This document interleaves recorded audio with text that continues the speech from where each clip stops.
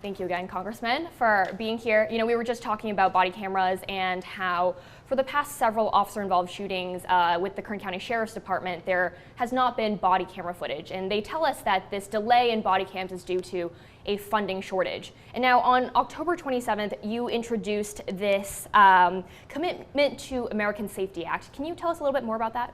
Well, we're talking about not to defund the police, but to add $1.75 billion. Billion with a B. With a B. And what that money would go for, greater training. You need de-escalation training. We train police officers to be able to escalate a situation, but how do they de-escalate? Community policing, we've watched right here at home how successful that is. But also, more importantly, 500,000 new body cameras. The body cameras will help in any situation, from community to understand what took place, from those isolation places, for instead of media driving something, said something else happened. I think for everyone involved, it makes it a more secure situation. And now, this initiative, of course, it is relatively costly. Where would this funding, where would this money come from? Well, we would fund it through the taxpayers, and we would make it part of our federal program. I don't think it's costly to have safe and secure streets. We watch time and again. Look what's happening in Philadelphia today. How much has been looted? What we saw the damage to be done to streets. We saw that people don't feel safe in their own neighborhood. We watch people move out of communities. You're losing a great amount of taxpayer funding, but you're also losing security. So how do we make streets safe and secure in neighborhoods?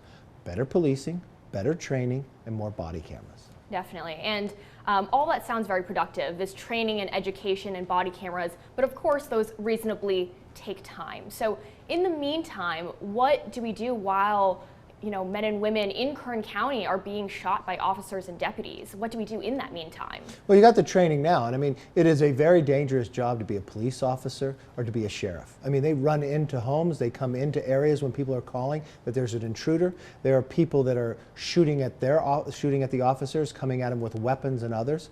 And what they're trained to do is to not only protect this community, de-escalate the situation. And I think this whole community, this talk about defunding of police, of making streets less safe. So that's why we put forward the Commitment to America Security Act. Greater funding, greater training. But the other things we've been able to do is making sure if you have a repeat offender, an officer who is a bad officer, to making sure that they can't go to another department. And what we've been able to do that is through executive order, because unfortunately on the Senate side, the Democrats have blocked any legislation from coming forward. So now we have a registry that the police departments will know if there is a repeat offender, not to hire that individual, to making sure that society will be better, safer, and more secure. Definitely. Now these 500 body cameras, 500,000. Excuse me, 500,000 body cameras. That's quite a large number. Of course, this is still in the works, but what is sort of the timeline for rolling these out? Well, we could do this very quickly if it was passed. Unfortunately, in the Democrats' majority in the House, they would not add this. They wanted to decrease the money. They actually decreased $600 million from communities with police. And what we're finding is lots of times, especially in rural areas, it's difficult when the money has to be spread further. So I think this is an appropriate thing to fund to making society safer throughout, making the police officers safer, making the individual involved to have all the information. I think it will hold up. It will help with any court cases in the future to really know what is happening. And the community themselves could actually see what took place in this situation. Definitely. And now let's say this is funded and this is passed. How would these 500,000 body cameras be allocated across the country? How do you decide which county, which department needs them most? We would go by grants. We would have them to apply, and we'd go by need. There are some who already utilize them. The other thing you have to do, not just the body cameras themselves, but how do you store it? So we want to make sure it's stored correctly, that it could be utilized, that it could be called up upon. And those are things that we're just working through. And we will find if there is a need for a greater need, just like we were able to do with the funding during COVID for the small businesses, for the employees, when there's a greater need and is going for a good use, we could supply more. But right now, I think this is an appropriate number to move forward. Definitely. The Kern County Sheriff's Office, they've told me that they need at least 200 more body cams to be fully equipped. And of course, that's $3,100 a year, of course, and then like you said, plus the storage. Can the Sheriff's Department rely on a grant to at least partly get there in, let's say, the next year, the next few years? Oh, if we passed it, Yes, they could. I mean, look what just the grant got for Kern County Fire Department, almost $3 million for the resources, what they needed. If there's a need, I think they can apply for it and they can achieve it. But also what's so important, think about these deputies who are working in eastern Kern, all by themselves. Think of what's happening on those roads going back and forth. Maybe they're moving drugs. We've found time and again where kidnapping and others. And these deputies are all alone. This helps the deputy in the security of seeing what's transpiring.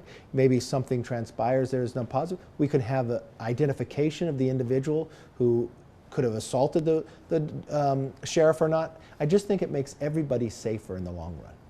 Definitely, and we do not want to downplay the importance of law enforcement whatsoever. Of course, they're putting their lives on the line, but for now, what would you say to the families of the men who've been shot and killed by deputies and officers in Kern County this year?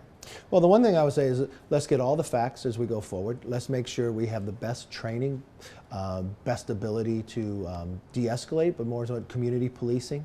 I don't know of the situation of where it's involved, but the one thing we do, we have the rule of law where justice can prevail, and that's the most important part. And the one thing I do want to see is that our communities are safe, they're secure, and I don't want people shooting at the officers, and I don't want people misusing ability of when they should shoot as well. Definitely. Those are all the scripted questions I had for you about body cameras and officer-involved shootings. Is there anything else you'd like to add about police use of force, police reform in Kern County? I just think it's very helpful that the community gets involved together. I've watched what our police department has been able to do by reaching out to community, finding ways that they can constantly improve. But the most important thing, remember, their job is to protect us, to keep our streets safe and secure. And it's not a place that people can walk into our community and loot and steal. We still understand what's right and what's wrong, and that's what we have, a rule of law, and we have justice, and that's what we should make sure happen. We never want to see what happened to George Floyd ever happen again. And I think some of that frustration out there was all the things that happened when there wasn't a video camera around. And that's why I believe a body camera helps everybody have the truth, the honesty, and transparency that we've all desired. Excellent. All right. That's a wrap. Thank you. Thank you so much. For your time.